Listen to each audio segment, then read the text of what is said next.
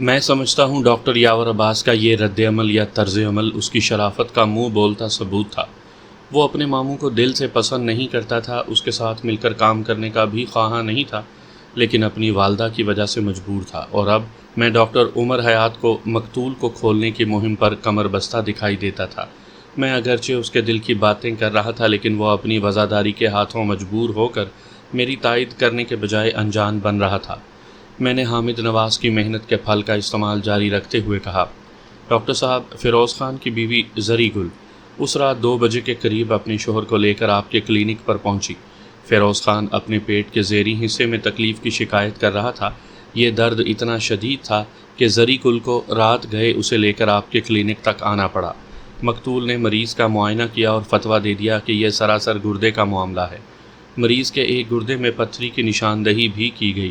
یہ وہی گردہ تھا جس طرف فیروز خان درد محسوس کر رہا تھا، اور نشاندہی کے لیے الٹرا ساؤنڈ کیا گیا تھا، اور اس دوران میں مریض تکلیف سے تڑپتا رہا تھا۔ بہرحال اس دردناک تشخیص کے بعد فیروز خان کو ڈرپ لگا دی گئی، جس میں پیلے، سفید اور گلابی انجیکشن بھی ڈالے گئے۔ میں لمحے بھر کے لیے متوقف ہوا، ایک گہری سانس خارج کی اور اپنی بات کو آگے بڑھاتے ہوئے کہا، میں اگرچہ ڈاکٹر نہیں ہوں، لیکن اتنا ضرور جانتا ہوں کہ بالفرض فیروز خان درد گردہ میں مبتلا تھا تو بھی الٹرا ساؤنڈ وغیرہ کی قطعاً کوئی ضرورت نہیں تھی۔ اگر اس کی نس میں ہائسین، بیرلجین یا بیسکوپین وغیرہ کا انجیکشن بھی چڑھا دیا جاتا تو وہ تکلیف سے نجات حاصل کر سکتا تھا، یا زیادہ سے زیادہ ڈرپ کے ذریعے انہی میں سے کوئی انجیکشن اس کے خون میں پہنچا دیا جاتا۔ میں ایک مرتبہ پھر بہرحال کہنے پر مجبور ہوں۔ میں نے ذرا رک کر جج کی جانب دیکھا، پھر دوبارہ استغاثہ کے گواہ ڈاکٹر یاور عباس کی طرف دیکھتے ہوئے اپنا کام جاری رکھا۔ بہرحال آپ کے ماموں نے مریض کی تکلیف دور کرنے کے لیے جو جتن بھی کیے، مجھے ان پر اعتراض کرنے کا کوئی حق حاصل نہیں، صرف افسوس ہی کر سکتا ہوں۔ البتہ اس دردناک کہانی کا جو شرمناک انجام ہوا، اس کی جتنی بھی مذمت کی جائے کم ہے۔ میں نے تھوڑی دیر پہلے اسی سلوک کا ذکر کیا تھا ڈاکٹر صاحب۔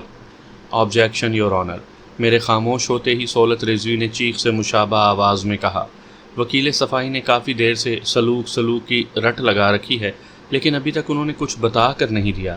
یہ سراسر زیادتی والی بات ہے، اور ان قصے کہانیوں سے عدالت کا قیمتی وقت برباد ہو رہا ہے۔ میرے فاضل دوست، میں نے وکیل استغاثہ کی کڑوی کسیلی بات کے جواب میں نہایت ہی متحمل لہجے میں کہا، عدالت کے قیمتی وقت کا مجھے آپ سے زیادہ احساس ہے۔ اگر آپ کو عدالت کے وقت کا اتنا ہی احساس ہے تو جلدی سے سلوک والے راز سے پردہ اٹھا دیں۔ وہ طنزیہ انداز میں بولا، میں بھی تو دیکھوں آپ کون سا سانپ نکالنے والے ہیں۔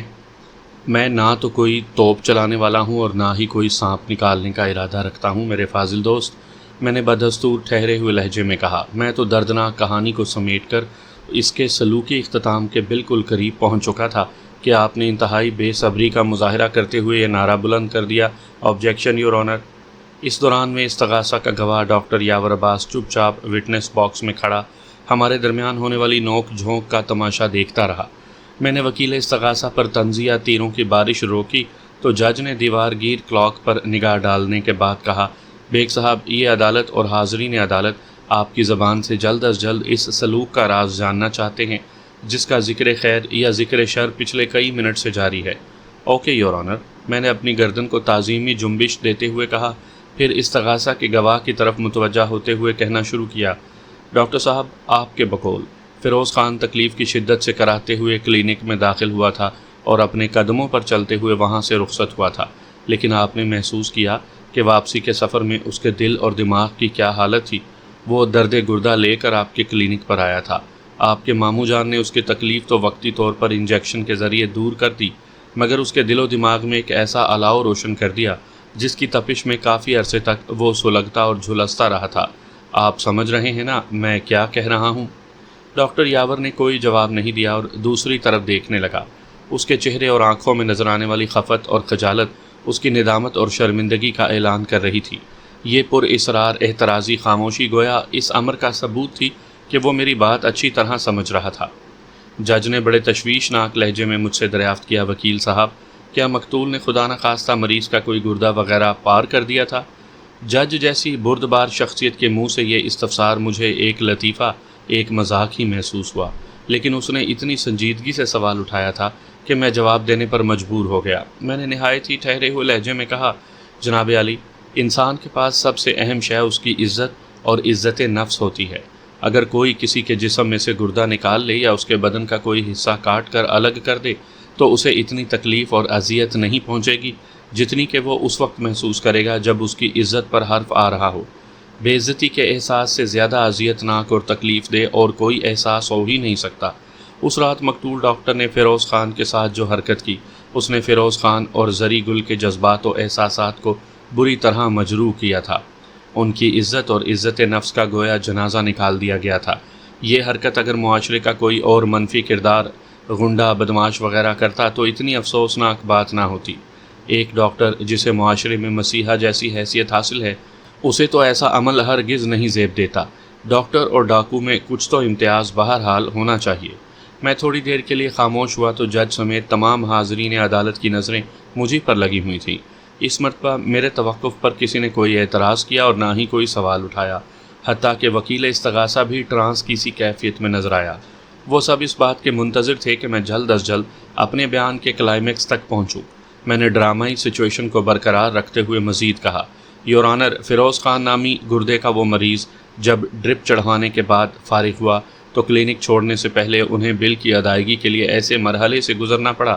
ڈاکٹر عمر حیات نے اپنی محنت کا بل 800 روپے بنا دیا تھا۔ زری گل گھر سے نکلتے وقت صرف 400 روپے اپنے ساتھ لا سکی تھی۔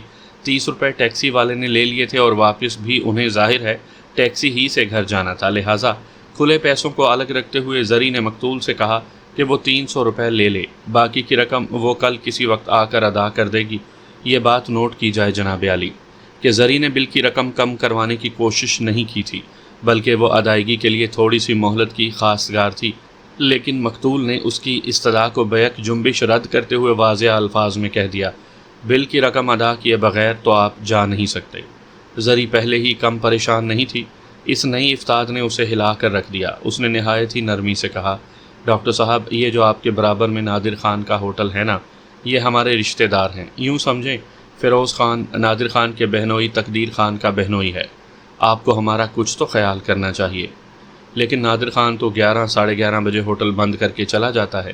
مقتول ٹس سے مس ہونے کو تیار نہیں تھا۔ وہ جب یہاں موجود نہیں تو اس کی ضمانت کی کیا اہمیت ہے؟ نادر خان تو ادھر کہیں سہراب گھوٹ پر رہتا ہے نا۔ مقتول نے ضمانت کی بات کی تو زری گل نے کچھ سوچتے ہوئے سنجیدگی سے کہا، ڈاکٹر صاحب، ہم اس وقت نادر خان کو تو یہاں نہیں لا سکتے، لیکن ضمانت دینے کے لیے میرے پاس ایک اور شے ہے۔ کیا شے؟ ڈاکٹر نے دلچسپی سے پوچھا۔ زری گل نے اپنے کانوں سے طلائی بالیاں اتاریں اور ڈاکٹر کی طرف بڑھا دیں۔ مقتول نے ایک لمحہ سوچے بغیر زری گل کا وہ مختصر سا زیور گروی رکھ کر ان میاں بیوی کو جانے کی اجازت دے دی۔ میں نے لمحاتی توقف کر کے ایک افسردہ سانس لی اور وٹنس باکس میں کھڑے ڈاکٹر یاور عباس کی طرف دیکھتے ہوئے استفسار کیا، کیوں ڈاکٹر صاحب، ایسا ہوا تھا یا نہیں؟ ہوا تھا، وہ ندامت آمیز لہجے میں بولا۔ مجھے اس واقعے کا سخت افسوس ہوا تھا، اور اگلے روز جب دن میں زری گل اپنی شوہر کو لے کر میرے پاس آئی تو میں نے رات میں اس کے ساتھ ہونے والی زیادتی کی ہر ممکن تلافی بھی کی تھی۔ میں نے سب سے پہلے تو اس کی بالیاں واپس کیں، علاوہ ازیں 500 روپے کا حساب بھی ختم کر دیا، یعنی رات والے ٹریٹمنٹ کے ذیل میں صرف 300 روپے ہی وصول کیے، اور اس کے ساتھ ہی اسے 1 ہفتے کی دوا بھی اپنے پاس سے مفت دی تھی۔ آپ کا یہ جذبہ ہمدردی قابل ستائش ہے ڈاکٹر صاحب، میں نے سراہنے والے انداز میں کہا، لیکن آپ کو یہ تو معلوم ہی ہوگا کہ زبان اور رویے سے لگنے والے گھاؤ اس قسم کی لیپا پوتی سے بھرا نہیں کرتے۔ میرے بس میں جو تھا وہ میں نے کیا، یاور عباس نے شکست خوردہ انداز میں کہا۔ میں فیروز خان اور زری گل کی اس سے زیادہ مدد نہیں کر سکتا تھا۔ میں نے روئے سخن جج کی جانب موڑتے ہوئے کہا، جناب عالی، 25 مارچ کی رات کشور کلینک پر وہ قابل مذمت واقعہ پیش آیا تھا، اور ٹھیک 10 روز کے بعد اسی کلینک پر مبینہ قصوروار اور ذمہ دار رات کی ڈیوٹی والا ڈاکٹر قتل کر دیا جاتا ہے۔ ان واقعات میں کہیں نہ کہیں کوئی نہ کوئی تعلق تو ہوگا، تعلق ہونا تو چاہیے نا۔ آپ کا مطلب کیا ہے؟ سہولت رضوی کو یاد آ گیا کہ اس نے کافی دیر سے کوئی اعتراض نہیں کیا۔ آبجیکشن یور آنر کا نعرہ بلند کرنے کے بجائے اس مرتبہ اس نے براہ راست مجھی سے پوچھ لیا، کیا آپ یہ کہنا چاہتے ہیں کہ ڈاکٹر عمر حیات کو فیروز خان نے قتل کیا ہے؟ میں نے ایسی کوئی بات نہیں کی رضوی صاحب، میں نے ایک لفظ پر زور دیتے ہوئے کہا۔ میں نے تو ایک قوی امکان کی نشاندہی کی ہے، دونوں واقعات میں ایک تعلق اور رابطہ ڈھونڈنے کی بات کی ہے، لیکن آپ نے تو بات ہی مکمل کر دی۔ میں نے کیا کیا ہے؟ وہ الجھن زدہ لہجے میں بولا۔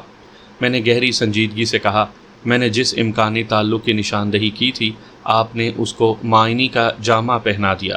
آپ نے اپنے ذہن کے خیال کو مجھ سے مخاطب ہوتے ہوئے عدالت تک پہنچایا ہے۔ کیا آپ یہ کہنا چاہتے ہیں کہ ڈاکٹر عمر حیات کو فیروز خان نے قتل کیا ہے؟ میرا یہ مطلب ہرگز نہیں تھا، وہ سٹ پٹائے ہوئے لہجے میں بولا۔ میں نے تو آپ کی بات میں سے ایک نتیجہ اخذ کیا تھا۔ اگر میری نظر میں ڈاکٹر عمر حیات کو فیروز خان نے قتل کیا ہوتا تو اس وقت ایکیوزڈ باکس میں آپ کے موکل کے بجائے فیروز خان کھڑا ہوتا۔ سولت رضوی کی سمجھ میں نہ آیا کہ اس نے مجھے ایسا کیا بتا دیا ہے جو میں اس قدر اس کا شکر گزار ہو رہا ہوں۔ وہ متذبذب اور الجھن زدہ نظروں سے کبھی مجھے اور کبھی جج کی جانب دیکھنے لگا۔ اس کی سمجھ میں تو تب آتا اگر میں نے واقعی کوئی اہم بات کی ہوتی۔ میں نے تو اسے چکر دینے کے لیے ایک سنجیدہ مذاق کیا تھا اور وہ واقعی میرے چکر میں آ بھی گیا تھا۔ اس کے ساتھ ہی عدالت کا وقت ختم ہو گیا۔ جج نے 10 روز بعد کی تاریخ دے کر عدالت برخاست کرنے کا حکم جاری کر دیا۔ The court is adjourned۔ سامعین کرام، آپ سن رہے ہیں مرزا امجد بیگ ایڈوکیٹ کے لڑے گئے مقدمات میں سے ایک مقدمے کی دلچسپ روداد، جس کا نام ہے مقتول مسیحا۔ یہ اس سلسلے کی قسط نمبر 3 ہے۔ مجھے امید ہے آپ کو میری یہ کاوش پسند آ رہی ہوگی۔ آپ نے اگر ابھی تک میرا چینل کہانی گھر سبسکرائب نہیں کیا تو ابھی میرے چینل کو سبسکرائب کر کے بیل نوٹیفیکیشن آن کر لیجئے تاکہ آنے والی ہر نئی کہانی کی اطلاع بر وقت آپ تک پہنچ سکے۔ پچھلی پیشی پر میں گویا ڈاکٹر یاور عباس سے لپٹ کر رہ گیا تھا اور میں نے مقتول اور اس کے کرتوتوں کو ہی اپنی جرح کا مرکز و محور بنا لیا تھا۔ حالانکہ اس کے علاوہ بھی بہت سارے گوشے تھے جن سے متعلق وکیل استغاثہ نے سوالات اٹھائے تھے۔ مجھے اس سلسلے میں بھی مین گواہ سے کاؤنٹر جرح کرنا چاہیے تھی، لیکن میں نے انہیں یکسر نظر انداز کر دیا تھا۔ مثلاً سولت رضوی نے انکشاف کیا تھا کہ مقتول ملزم کی کیش میں ہیرا پھیری سے نالاں تھا اور اسے نوکری سے نکالنے کی دھمکی بھی دے چکا تھا۔ ڈاکٹر یاور عباس نے اس کی کمزور ہی صحیح مگر تصدیق کی تھی۔ پھر میرے موکل پر یہ الزام بھی عائد کیا گیا تھا کہ وہ کلینک کا سارا کیش لے اڑا تھا۔ کیش کے غیاب کی بھی یاور عباس نے تصدیق کی تھی۔ استغاثہ نے اس مبینہ چوری کو قتل کے ساتھ لنک کیا تھا۔ استغاثہ کے مطابق مقتول نے چونکہ ملزم کو نوکری سے نکالنے کی دھمکی دی تھی، لہٰذا اس نے رات کے آخری پہر چائے میں نیند آور گولیاں ملا کر پلا دیں اور پھر صبح حالت نیند میں اسے قتل کیا اور کیش لے کر کلینک سے نکل گیا تاکہ یہی نظر آئے کہ کسی شخص نے کیش کی خاطر قتل کی یہ واردات کی ہے۔ الغرض استغاثہ میں کئی مقامات پر ایسی خامیاں موجود تھیں کہ وہ چوں چوں کا مربع بن کر رہ گیا تھا، لہٰذا میں نے اس اینگل کو بھی ٹچ نہیں کیا تھا۔ اس بات میں کسی شک و شبے کی گنجائش نہیں کہ ان زاویوں پر تنقید اور لتاڑ کی بہت گنجائش تھی اور میں ایک ہک پنچ مار کر وکیل استغاثہ کو ناک آؤٹ کر سکتا تھا جس سے کیس کا پاسا پلٹ جاتا، لیکن میں پائپ لائن کے بجائے مین سٹریم میں رہ کر اپنے موکل کا نہ صرف دفاع کرنا چاہتا تھا بلکہ اسے باعزت بری کروانا چاہتا تھا۔ میں نے کیس کے دیگر اعضاء کو یکسر فراموش کر کے اس کی ریڑھ کی ہڈی کو فوکس کر لیا تھا۔ میں اس درخت کی چھوٹی شاخوں کو بھول کر محض تنے پر اپنی جرح کی کلہاڑی برسا رہا تھا اور وہ ریڑھ کی ہڈی یا تنا تھا۔ مقتول ڈاکٹر عمر حیات۔ میں نے گزشتہ پیشی پر مقتول کے اوصاف خبیثہ اور مزاج کمینہ کو بڑی وضاحت کے ساتھ عدالت کے سامنے کھول دیا تھا۔ اس طویل ترین جرح کے نتیجے میں اس کیس کا ایک نیا پہلو طلوع ہو کر سامنے آیا تھا کہ کہیں ڈاکٹر عمر حیات کو فیروز خان نے تو قتل نہیں کیا۔ یہ وہ سنسنی خیز سوال تھا جو میری جرح کے اختتام پر سامنے آیا تھا اور اس سوال نے وکیل استغاثہ کو چکرا کر رکھ دیا تھا۔ یہ سوال اٹھانے کا میرا مقصد بھی سولت رضوی کو الجھانا ہی تھا اور میں اپنے مقصد میں 100% کامیاب رہا تھا، جبکہ حقیقت اس سے بہت مختلف تھی۔ ملزم ناصر محمود کی فراہم کردہ معلومات اور اس کے دوست حامد نواز کی کاری محنت کے نتائج میرے ذہن میں محفوظ تھے اور میں انہی کو برمحل استعمال کر کے قدم قدم آگے بڑھا رہا تھا۔ میں اپنی منزل سے چند قدم کی ہی دوری پر تھا۔ آئندہ پیشی پر یکے بعد دیگرے استغاثہ کی طرف سے 2 گواہ پیش کیے گئے۔ اکرام اللہ اور عبد الرحمن نامی ان 2 گواہوں کا تعلق اسی علاقے سے تھا جہاں کشور کلینک واقع تھا۔ ان گواہوں کے بیانات میں کوئی اہم بات نہیں، لہٰذا میں ان کے ذکر کو گول کر کے آگے بڑھتا ہوں۔ اگلی گواہی جاوید نامی ایک شخص کی تھی جو پیشے کے اعتبار سے خاک روب تھا۔ جاوید کشور کلینک میں 2 مرتبہ صفائی وغیرہ کرنے آتا تھا۔ پہلی مرتبہ صبح میں لگ بھگ 10 بجے اور دوسری بار شام میں 5 بجے کے قریب۔ گویا دونوں دفعہ اس کا واسطہ صبح اور دن والے ڈسپینسر آصف ہی سے پڑتا تھا، کیونکہ ناصر کم و بیش 9 بجے کلینک سے نکل جایا کرتا تھا۔ جاوید کی عمر کا اندازہ لگانا بہت مشکل تھا۔ گھنگریالے بالوں اور سیاہ رنگت والے اس سویپر کا قد کاٹ اور خد و خال ایسے تھے کہ کبھی وہ 20 سال کا لگتا تھا اور کبھی 35 سال کا نظر آتا تھا۔ بعد ازاں مجھے پتا چلا کہ وہ ایک مستند عمر چور ہے۔ اس کے 5 بچے تھے اور وہ 40 سال سے متجاوز تھا۔ جاوید ہی وہ شخص تھا جس نے مقتول کی لاش دریافت کی تھی۔ جاوید نے سچ بولنے کا حلف اٹھایا اور اپنا بیان ریکارڈ کروا دیا۔ یہ کم و بیش وہی بیان تھا جو اس نے وقوع کے روز پولیس کو دیا تھا۔ وکیل استغاثہ جج کی اجازت لے کر جرح کے لیے گواہ کے کٹہرے کے پاس پہنچ گیا۔ جاوید، اس نے جرح کا آغاز کرتے ہوئے کہا، وقوع کے روز تم کتنے بجے کلینک پہنچے تھے؟ میرا خیال ہے اس وقت 10 بجے تھے، گواہ نے جواب دیا۔ کیا تم روزانہ ہی صبح اسی وقت صفائی کرنے آتے ہو؟ جی ہاں، زیادہ سے زیادہ 10 منٹ اوپر یا نیچے۔ جب وقوع کے روز تم کلینک پہنچے تو ملزم وہاں موجود تھا؟ وکیل استغاثہ نے پوچھا۔ گواہ نے نفی میں جواب دیا۔ ملزم موجود نہیں تھا تو اس کا مطلب ہے کلینک بند ہوگا۔ میں سہولت رزوی کے مقصد کو اچھی طرح سمجھ رہا تھا۔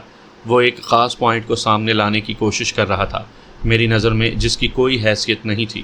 جاوید نے وکیل استغاثہ کے سوال کے جواب میں وضاحت کرتے ہوئے بتایا، جناب کلینک بند نہیں تھا، صرف اس کا باہر والا شٹر گرا ہوا تھا اور یہ روزانہ کا معمول ہے۔ ناصر 8-9 بجے چھٹی کر کے گھر چلا جاتا ہے اور کلینک کا شٹر گرا جاتا ہے، مگر تالے لگا کر اسے باقاعدہ لاک نہیں کرتا کیونکہ یہ 24 گھنٹے کا کلینک ہے۔ آصف بھی میری طرح 10 بجے تک کلینک پہنچتا ہے، کبھی وہ پہلے آ جاتا ہے اور کبھی میں۔ جب آصف مجھ سے پہلے آ جاتا ہے تو مجھے شٹر اٹھا ہوا ملتا ہے، اور اگر میں پہلے آ جاؤں تو وہ شٹر مجھے اٹھانا پڑتا ہے، جیسا کہ وقوع کے دن ہوا تھا۔ گواہ سانس لینے کے لیے تھما تو وکیل استغاثہ نے جرح کے سلسلے کو آگے بڑھاتے ہوئے پوچھا، وقوع کے روز تم نے کلینک کا شٹر اٹھایا اور اندر داخل ہو گئے، پھر تم نے کیا دیکھا؟ میں نے دیکھا، وہ خوفزدہ لہجے میں بتانے لگا، کلینک کے پچھلے حصے میں ایک کاؤچ پر ڈاکٹر عمر حیات سو رہے تھے۔ یہ وہی کاؤچ تھا جہاں مریضوں کو لٹا کر چیک اپ کیا جاتا ہے اور ڈرپ وغیرہ بھی لگائی جاتی ہے۔ پچھلی گرمیوں میں مجھے اس حال کی بیماری ہو گئی تھی اور ڈاکٹر یاور عباس نے مجھے ڈرپ بھی لگائی تھی۔ وہ جملہ ادھورا چھوڑ کر متوقف ہوا، ایک گہری سانس خارج کی اور بیان کو آگے بڑھاتے ہوئے بتانے لگا، مجھے یہ بات پتہ تھا کہ ڈاکٹر عمر صبح 7 بجے تک گھر چلے جاتے تھے۔ اس روز پہلی مرتبہ میں نے انہیں اتنی دیر تک کلینک میں سوئے پڑے دیکھا۔ مجھے صفائی کرنا تھی، میں نے انہیں نہیں جگایا اور پنکھا بند کر کے اپنے کام میں لگ گیا۔ میرا خیال تھا پنکھا بند ہونے کے بعد وہ خود ہی اٹھ جائیں گے، لیکن یہ دیکھ کر مجھے حیرت ہوئی کہ ان کے جسم میں ذرا سی بھی حرکت نہیں ہوئی۔ فطری تجسس مجھے ڈاکٹر کے قریب لے گیا اور میں نے جھک کر ان کا جائزہ لیا۔ اسی وقت مجھ پر انکشاف ہوا کہ وہ سانس بھی نہیں لے رہے۔ پہلا خیال میرے ذہن میں یہی آیا کہ وہ زندہ نہیں ہے۔ پھر تم نے کیا کیا؟ وکیل استغاثہ نے فوراً سوال داغ دیا۔ گواہ نے بتایا، میں فوری طور پر کلینک سے باہر آیا اور نادر خان کو اس کے بارے میں بتایا۔ نادر خان کا چائے خانہ کلینک کے ساتھ ہی ہے۔ جب میں نادر خان کو ڈاکٹر صاحب کی حالت کے بارے میں بتا رہا تھا تو اسی وقت آصف بھی کلینک پہنچ گیا۔ وہ بھی صورتحال سے گھبرا گیا۔ پھر ہم تینوں کلینک کے اندر آئے، گہری نظر سے ڈاکٹر کا جائزہ لیا اور متفقہ طور پر اس نتیجے پر پہنچے کہ ڈاکٹر عمر حیات اب اس دنیا میں باقی نہیں رہا۔ وکیل استغاثہ نے معنی خیز انداز میں ہنکارا بھرا اور گواہ سے استفسار کیا، پھر کیا ہوا؟ اس سچویشن نے میرے ساتھ ساتھ آصف اور نادر خان کو بھی تشویش میں ڈال دیا تھا، جاوید نے بتایا۔ لیکن آصف کے ذہن نے بر وقت کام کیا اور اس نے ڈاکٹر یاور عباس کو فون کر کے اس واقعے بلکہ سانحے کے بارے میں مطلع کر دیا۔ تھوڑی ہی دیر کے بعد ڈاکٹر صاحب کلینک پہنچ گئے، پھر انہوں ہی نے پولیس اسٹیشن فون کر کے ڈاکٹر عمر حیات کی موت کی اطلاع دی تھی۔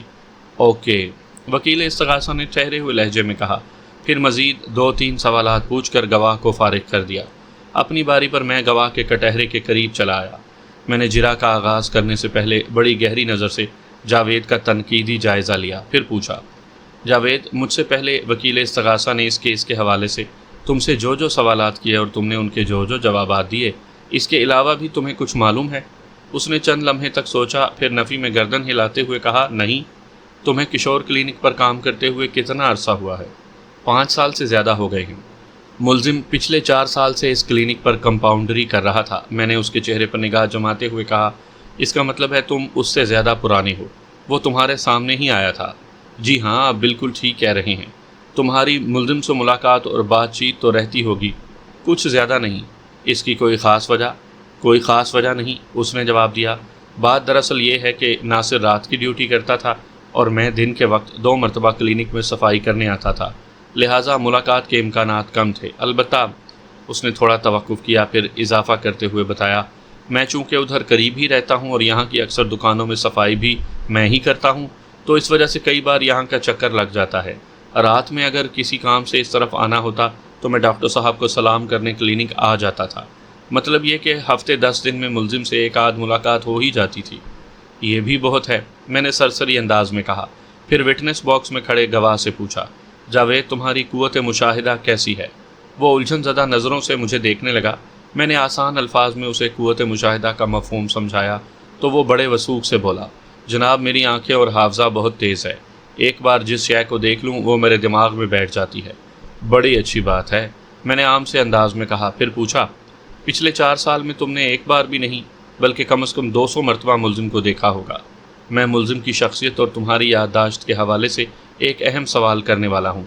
یہ تمہارے دعوے کا امتحان بھی ہے، دیکھتے ہیں تمہاری آنکھیں اور حافظہ کتنا تیز ہے۔ جی پوچھیں۔ وہ کٹہرے میں سیدھا ہو کر کھڑا ہو گیا۔ میں نے پوچھا، جاوید ذرا سوچ کر بتاؤ، کیا ان 4 سالوں یا ان 200 ملاقاتوں کے دوران میں تم نے کبھی ملزم کو اپنی سیدھے ہاتھ کی انگلیوں میں انگوٹھیاں وغیرہ پہنے دیکھا ہے؟ نہیں جناب۔ گواہ نے قطعیت سے نفی میں گردن ہلائی، نہ سیدھے ہاتھ کی انگلیوں میں اور نہ ہی الٹے ہاتھ کی انگلیوں میں۔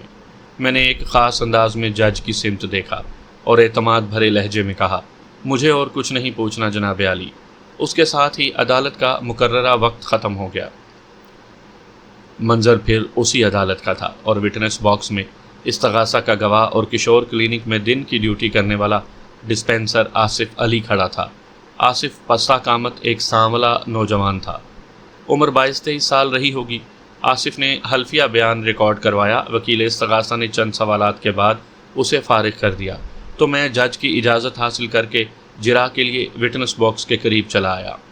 وکیل استغاثہ نے اس سے جو سوالات پوچھے تھے میری نظر میں ان کی زیادہ اہمیت نہیں تھی، لہٰذا میں نے انہیں دہرانے یا ان پر تنقید کرنا ضروری نہ سمجھا اور اپنے مخصوص انداز میں عدالتی کارروائی کو آگے بڑھاتے ہوئے گواہ سے پوچھا، آصف علی کیا یہ سچ ہے کہ تمہیں کشور کلینک پر کام کرتے ہوئے صرف 1 سال ہوا ہے؟ جی یہ سچ ہے، اس نے جواب دیا۔ یا تم نے کشور کلینک ہی سے اپنے کیریئر کا آغاز کیا تھا؟ جی نہیں، اس سے پہلے میں ڈاکٹر عثمان حیدر کی کلینک پر کام کرتا تھا، وہ وضاحت کرتے ہوئے بولا۔ یہ کلینک میرے گھر کے قریب PIB کالونی میں ہے۔ جب تم نے کشور کلینک پر ملازمت کی تو تمہاری تنخواہ کتنی لگائی گئی تھی؟ 600 روپے۔ اس وقت میرا مطلب ہے وقوع کے وقت تمہاری تنخواہ کتنی تھی؟ 800 روپے، اس نے بتایا۔ میں نے پوچھا، آصف علی تم روزانہ 10 بجے کے قریب کلینک پہنچتے ہو، اس وقت سویپر جاوید یا تو کلینک کی صفائی کر رہا ہوتا ہے یا پھر تم چند منٹ اس سے پہلے آ جاتے ہو۔ جب تم اس سے پہلے کلینک پہنچتے ہو تو تمہیں بیرونی شٹر گرا ہوا ملتا ہے یا اٹھا ہوا؟ جناب رات والا کمپاؤنڈر ناصر یعنی ملزم صبح 9 بجے تک کلینک سے رخصت ہو جاتا ہے اور اسے ڈاکٹر صاحب نے یہی ہدایت کر رکھی ہے کہ وہ جب بھی جائے کلینک کے شٹر کو گرا کر جائے اور وہ ہمیشہ ایسا ہی کرتا ہے۔ میں جب بھی جاوید سے پہلے کلینک پہنچتا ہوں تو مجھے شٹر گرا ہوا ملتا ہے۔ کیا ملزم کو شٹر گرانے کی یہ ہدایت اس صورت میں بھی ہے کہ اگر کوئی اس وقت کلینک میں سویا ہوا ہو؟ میں نے اس کی آنکھوں میں دیکھتے ہوئے استفسار کیا۔ نہیں جناب، ایسی تو کوئی بات نہیں، وہ صاف گوئی کا مظاہرہ کرتے ہوئے بولا۔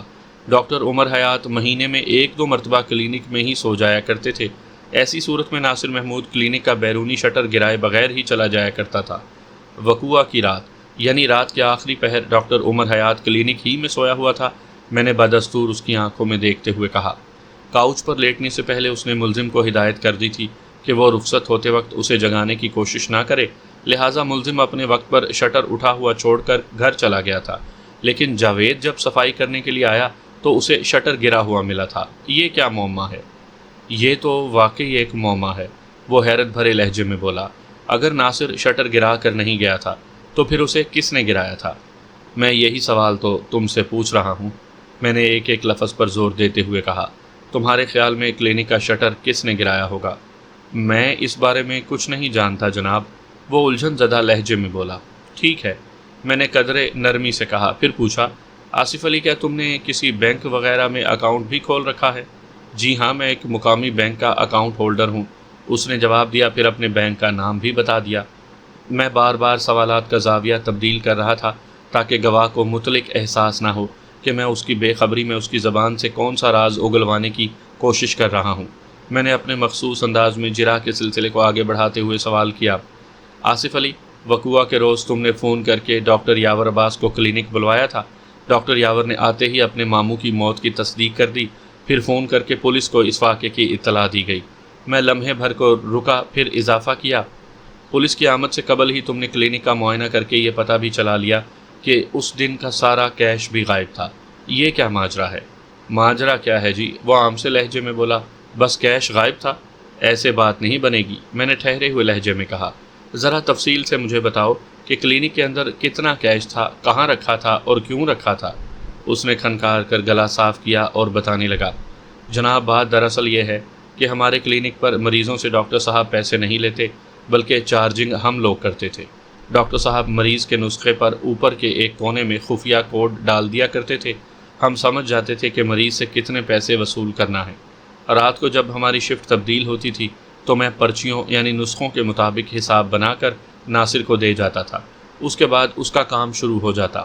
وہ صبح رخصت ہوتے وقت اپنا حساب بناتا اور ان دونوں حسابوں والی پرچیاں اور دنوں رات کی آمدنی کی رقم کو ایک لفافے میں ڈال کر ڈاکٹر یاور صاحب کی میز کی دراز میں رکھ دیا جاتا تھا۔ وہ لمحے بھر کو سانس لینے کے لیے متوقف ہوا، پھر اپنی بات کو آگے بڑھاتے ہوئے بولا،